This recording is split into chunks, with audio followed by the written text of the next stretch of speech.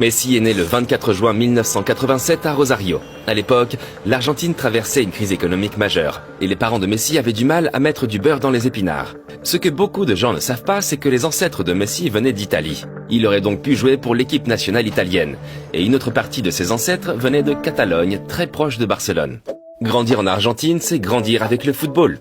Et le petit Messi jouait constamment au football avec ses deux grands frères. À l'âge de 4 ans, il a rejoint son premier club de football, le Grandoli FC.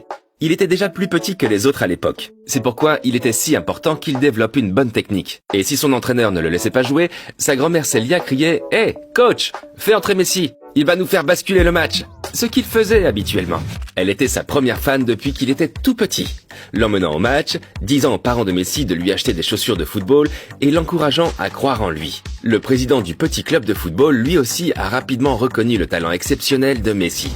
Il s'est exprimé lors d'une interview. À l'époque, Messi faisait déjà tout ce qu'il fait aujourd'hui. La seule différence, c'est que le ballon lui arrivait au genou. En 1994, il franchit une nouvelle étape dans sa carrière. À l'âge de 6 ans, il rejoint l'équipe de jeunes des Newell's Old Boys, le club où Maradona avait séduit les supporters 2 ans plus tôt. Pour son premier match, l'équipe s'est imposée 6-0 et Messi a marqué 4 buts. Pendant les 3 années suivantes, l'équipe a été surnommée La Machine parce qu'elle n'a pas perdu une seule fois. Mais en 1998, le monde s'est effondré pour Messi, âgé de 11 ans. Sa grand-mère, qu'il avait tant soutenue pendant toutes ces années, est décédée. Mais il ne l'a jamais oublié. Et lorsqu'il marque un but aujourd'hui, il pointe souvent les doigts vers le ciel. La même année arriva une nouvelle bouleversante pour sa famille. Comme Messi ne semblait pas grandir beaucoup, ses parents l'emmenèrent chez le médecin pour un contrôle. C'est là qu'on lui a diagnostiqué un déficit en hormones de croissance. La bonne nouvelle, c'est que cela pouvait être traité, mais le coût serait d'environ 900 $ par mois. Au début, l'assurance du père de Messi a couvert les frais, mais après 2 ans, elle a cessé de payer. Et la famille était désespérée. À 13 ans, il mesurait à peine 1,40 m. Et son surnom, la Pulga, la puce. Un nom qu'il porte encore aujourd'hui. La famille espérait que Newell's ou River Plate reprendraient le traitement. Tout le monde voyait que Messi avait un grand talent, mais les clubs ne voulaient pas payer. L'économie était encore mauvaise et le risque trop élevé. Il semble que la carrière de footballeur du jeune Léo se terminait à l'âge de 13 ans. Mais la lumière est apparue au bout du tunnel. Un recruteur de Barcelone a vu Messi jouer et a invité la famille à venir à Barcelone pour un essai. Messi a joué de manière exceptionnelle et a convaincu les entraîneurs. La famille était remplie de joie. Ils attendaient l'offre officielle de Barcelone. Mais rien n'est venu. Les semaines passent et Jorge, le père de Messi, s'impatiente. Il a rencontré le directeur sportif dans un restaurant et lui a dit que si Barcelone ne voulait pas de Messi, il irait dans d'autres clubs. Le Real Madrid, par exemple. Il n'a pas du tout apprécié. Il a pris une serviette et a écrit que Messi serait signé et que les coûts de son traitement seraient couverts. En 2001, Messi a rejoint le légendaire centre de formation du Barça, la Masia, et a marqué 5 buts lors de l'un de ses premiers matchs. La première saison, il a joué 30 matchs et a marqué 35 fois. Tout semblait parfait, mais ce n'était pas rose pour Messi. L'Argentine lui manquait. La thérapie hormonale a fonctionné, mais son corps en a souffert. Il se fatiguait plus vite que ses coéquipiers. En outre, il était extrêmement timide et avait du mal à se faire de nouveaux amis. Mais il lui restait une chose, le football. Les années suivantes, il a pris plus de confiance en lui et il s'est fait des amis. Il faisait partie d'une équipe de jeunes légendaires, la Baby Dream Team. Il a joué aux côtés de joueurs comme Fabregas et Piqué. Les grands clubs ont remarqué le succès et avaient les yeux rivés sur les joueurs de la Masia. Arsenal a bien essayé et Arsène Wenger voulait faire venir Messi, 16 ans, à Londres. Finalement, seul Fabregas a décidé de suivre l'appel d'Arsenal. Messi est resté en Espagne. Lorsque Messi avait 16 ans, l'entraîneur de l'équipe première, Franck Rijkaard, l'a invité à participer à l'entraînement. Et il n'en croyait pas sémical contre Porto. L'entraîneur de Porto à l'époque, José Mourinho. Ils se sont revus à plusieurs reprises au cours des années suivantes. Au cours de la saison 2004-2005, Messi a rejoint l'équipe première. À 17 ans, 3 mois et 22 jours, il a fait ses débuts en championnat contre l'Espagnol Barcelone. Et quelques mois plus tard, son premier but avec une passe décisive de, comment aurait-il pu en être autrement, Ronaldinho. À ses débuts, Messi s'est lié d'amitié avec le Brésilien, qu'il a pris sous son aile et l'a appelé son petit frère. Ronaldinho appréciait beaucoup le jeune Argentin de 17 ans. Et bien qu'il ait été nommé meilleur joueur du monde, il a dit à Kobe Bryant que Messi serait encore meilleur que lui. En Argentine aussi, les gens ont commencé à entendre parler de ce talent exceptionnel. Quelques mois plus tôt, la Fédération espagnole de football avait tenté de convaincre Messi de jouer pour elle. Mais il ne voulait qu'une chose, jouer pour l'Albiceleste. Le 17 août 2005, le moment était venu. Mais ses débuts ont été désastreux. Quelques secondes après avoir été remplacé, il a reçu un carton rouge parce que l'arbitre pensait que Messi avait donné un coup de poing au visage de l'autre joueur. Le jeune Messi était dévasté. Au cours de la saison 2005-2006, Messi a commencé à devenir de plus en plus important pour le Barça grâce à ses performances sur le terrain. Et en huitième de finale de la Ligue des Champions, il a détruit Chelsea lors du premier match. Tout le monde était stupéfait. Puis, le choc. Au match retour, Messi s'est blessé. Barcelone est allé jusqu'en finale. Messi s'est battu pour revenir et quelques jours avant le match, il était de retour à l'entraînement. Mais en fin de compte, le manager a décidé de ne rien risquer. Léo a assisté depuis les tribunes à la victoire de Barcelone sur Arsenal. Il a remporté la Ligue des Champions pour la première fois, mais il était dévasté de ne pas pouvoir se tenir sur le terrain. Néanmoins, ses bonnes performances ont attiré l'attention. Il était donc évident que le sélectionneur argentin l'emmènerait en Allemagne en 2006 pour la Coupe du Monde. L'Argentine a dû affronter le pays hôte, l'Allemagne, en quart de finale. Mais ils ont eu du mal, et tout le monde s'attendait à ce que l'entraîneur Pekerman remplace le jeune Messi. Mais Messi est resté sur le banc, et l'Argentine a perdu le match au tir au but. La saison suivante, il a vraiment pris son envol. Le 10 mars 2007, lors du Classico contre le Real Madrid, il a marqué 2 buts. Mais le score était toujours de 3-2 pour Madrid. Nous étions dans les arrêts de jeu. Messi avec le 3-3. Et cela à seulement 19 ans. Au cours de cette saison, Barcelone n'a pas remporté le moindre trophée. Mais le jeune Messi nous a offert l'un des buts les plus légendaires de tous les temps. Lorsqu'il a traversé la moitié du terrain en 12 secondes, en dribblant 4 joueurs et le gardien de but.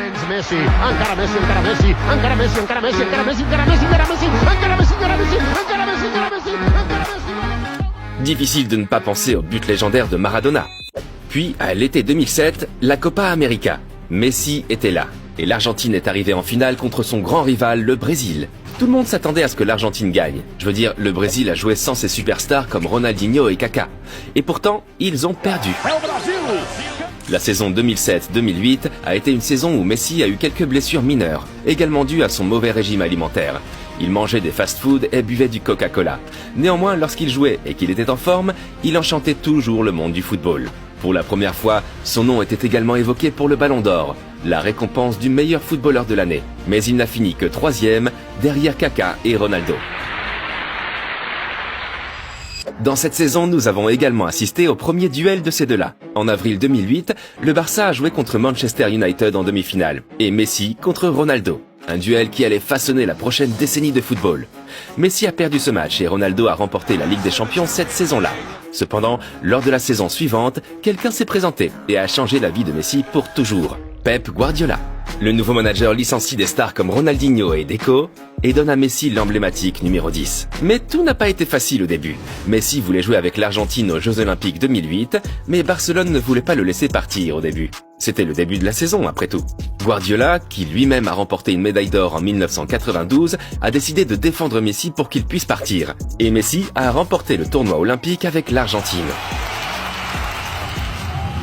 À son retour à Barcelone, Guardiola se consacre entièrement à sa jeune star. Il a modifié le régime alimentaire de Messi pour le rendre plus sain et l'a fait passer de l'extérieur au centre. Messi, le faux neuf, est né. Il a terminé 2e derrière Ronaldo au Ballon d'Or 2008 et a remporté la Copa del Rey et le championnat d'Espagne avec le Barça. Mais il y avait un autre match important, la finale de la Ligue des Champions, contre le Manchester United de Ronaldo. Le Barça a mené 1-0. Une tête de Messi. Il a apparemment appris ça de Ronaldo. Messi a remporté la Ligue des Champions pour la 2e fois, mais cette fois-ci, il était sur le terrain. Le jeune homme de 21 ans a atteint le sommet. Pendant les 3 années suivantes, il a dominé la scène footballistique et a remporté le Ballon d'Or 3 fois de suite. Et le Barça a de nouveau remporté la Ligue des Champions en 2011. Très jeune, il était déjà une légende. Et un nouveau record est venu. En 2012, il a marqué 91 buts en 69 matchs, dépassant Gerd Müller, qui avait marqué 85 buts en 60 matchs de compétition en 1972. Il a également remporté le Ballon d'Or pour la 4e fois. Messi devient ainsi le recordman des victoires à seulement 26 ans. Mais la saison suivante sera l'une des plus tristes. Pep Guardiola avait quitté Barcelone et le nouvel entraîneur était Tito Vilanova. Mais il avait un cancer et en 2014, la triste nouvelle, il est mort de sa maladie. Et puis, en était le prochain revers. C'est la Coupe du Monde 2014 au Brésil. Et il a mené l'Argentine en finale en tant que capitaine de l'équipe. C'était un match difficile. On est en prolongation. Et puis... Mario Götze marque un but. L'Allemagne a battu l'Argentine et Messi a perdu la finale. Lors de la nouvelle saison, Messi a voulu prouver qu'il était encore capable de le faire. L'année précédente, Neymar avait rejoint le club et cet été, Suarez est arrivé. Les trois se sont parfaitement harmonisés et ont marqué 122 buts ensemble. Et Messi était heureux. Il n'avait pas toutes les responsabilités sur les épaules et il pouvait jouer librement. Boateng en a fait l'expérience.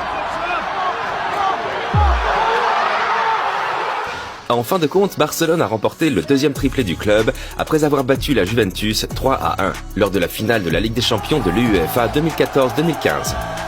Au cours des 4 années suivantes, il a remporté 2 autres ballons d'or. Mais sur la scène internationale, ces années ont été marquées par 2 grandes déceptions. Messi a été dévasté et il a annoncé sa retraite de l'équipe nationale à seulement 28 ans.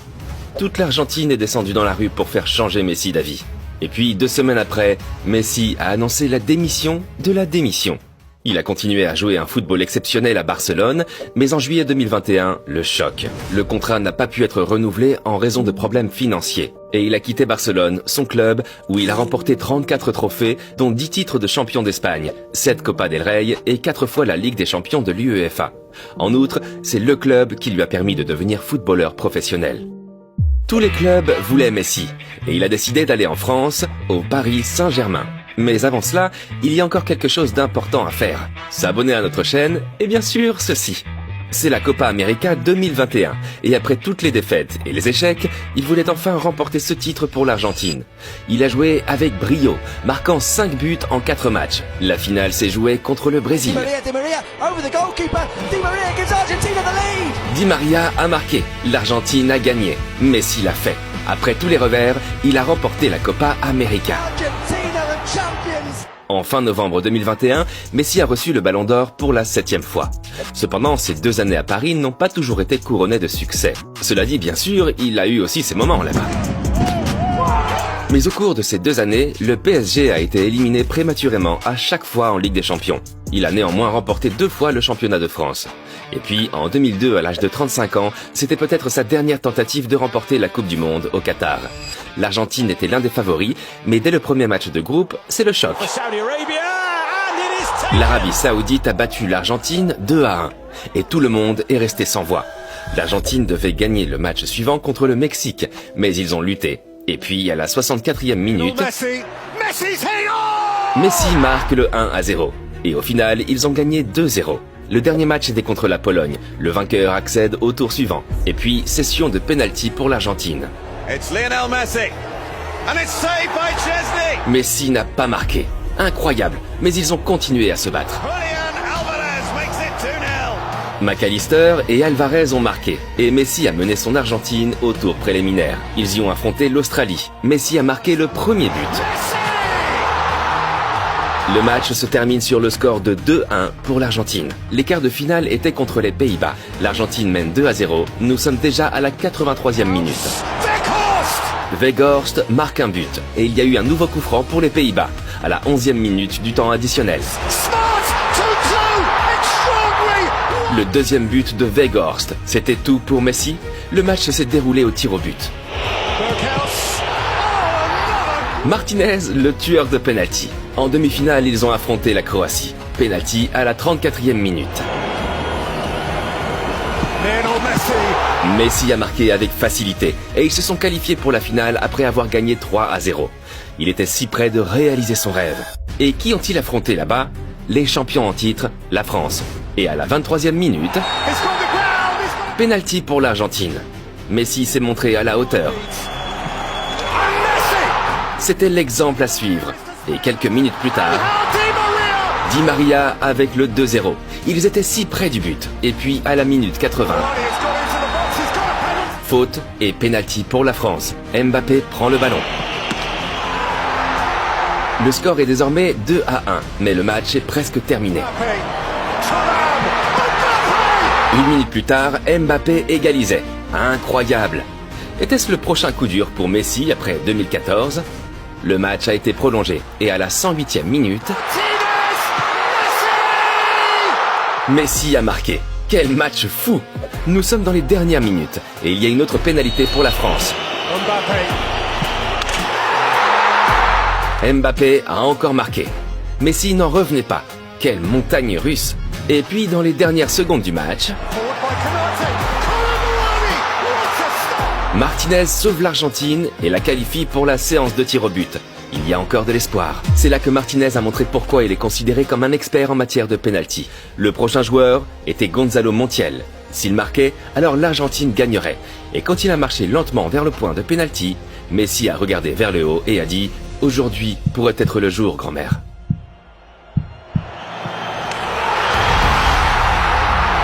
Messi a remporté la Coupe du Monde. À l'été 2023, son séjour au PSG est terminé. Mais Messi veut poursuivre son aventure footballistique et il décide de rejoindre l'Inter Miami, le club de David Beckham en MLS. L'Amérique est désormais dans la fièvre de Messi.